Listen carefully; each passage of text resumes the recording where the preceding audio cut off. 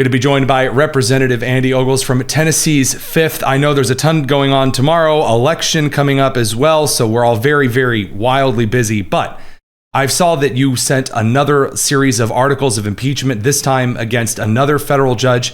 Give us kind of the breakdown. What are you hoping to accomplish by this? Why go after some impeachment articles here? Yeah, I mean, when you look at Judge Burroughs, she's been more of an activist than a judge. So there was a recent court decision that gave the president of the United States to end TPS, or temporary protected status. And so what this judge is doing is siding against the president, against the Supreme Court, and she's siding with Somalis who are here stealing from the taxpayer. And so if there's ever a case, a clear case where this is judicial activism and she should be impeached for it, it is this case. And by the way, our founding fathers warned us about the all too powerful judiciary. And when you have a judiciary that's legislating, like Congress, we now have a second legislative branch. That's not what our founding fathers intended. And quite frankly, they warned us about it. This really just blows my mind that you can have the Supreme Court say in no uncertain terms, that's right, no temporary protected status extensions go past the authority of the president of the United States. So he's the final word on it. And yet they're creating I think it's not really what you said. It's just the way that you said it. That's what the judge is saying with the TPS and the Somali case here. So is this a case of misdemeanors, or is this maybe something new that needs to be set up here in which judges that disobey Supreme Court orders are immediately disbarred? Is there a kind of future alternative to this than filing articles of impeachment?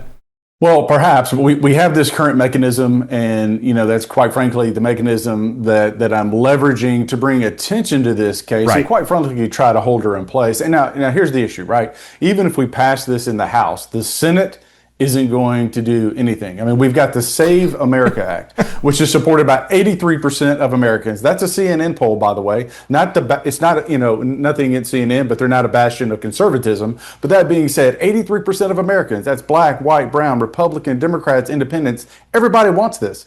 Even Democrats can go back to their districts and campaign on the fact that they voted for the Save America Act. And John Thune won't put it on the House floor. It's not controversial, or the Senate floor. And so imagine if we sent over articles of impeachment. Now, I'm going to advocate that when we get back in September, that we bring this to the floor. You know what? For some, this might be a tough vote, but that's the job. We're going to take this vote. I want to take this vote, and we're going to hold her accountable if I have my way. So that's actually one thing I wanted to get a chance to ask you about, because I know it's even more kind of insider ball over on the Senate, not to break with leadership, and that if someone goes their own way, you don't talk about it, you don't criticize them. The House doesn't seem to have as much of a problem with this anymore. It's kind of become Animal House over there in a number of ways.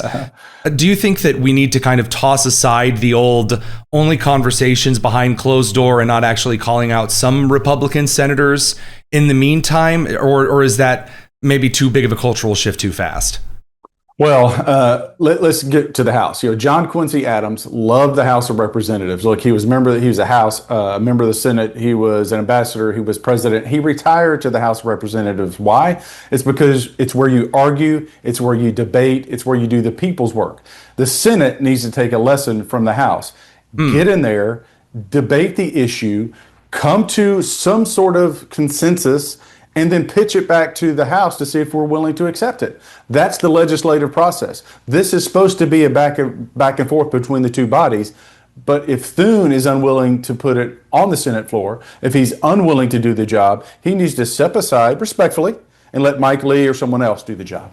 There's one final question I have for you, and I kind of agonized over how to phrase this to you, so I'm just going to wing it. You'll have to kind of excuse me here. So I know that there are two groups who are going after you really, really hard right now, and I want to know from your congressional office if they've had any effect or if you've gotten the millions of phone calls kind of a situation. Number one is the groups who say, you're being too mean about Muslims, Representative. You're being so mean about, people trying to drive their vehicles through daycares and things. And then number two, you're not being very nice about green energy, Representative. And you're not being nice about all of the windmills and the solar plants that almost produce power sometimes. So I got to ask, has it made any impact or any kind of a dent on, are you getting outraged Tennesseans who are contacting your office about either of those?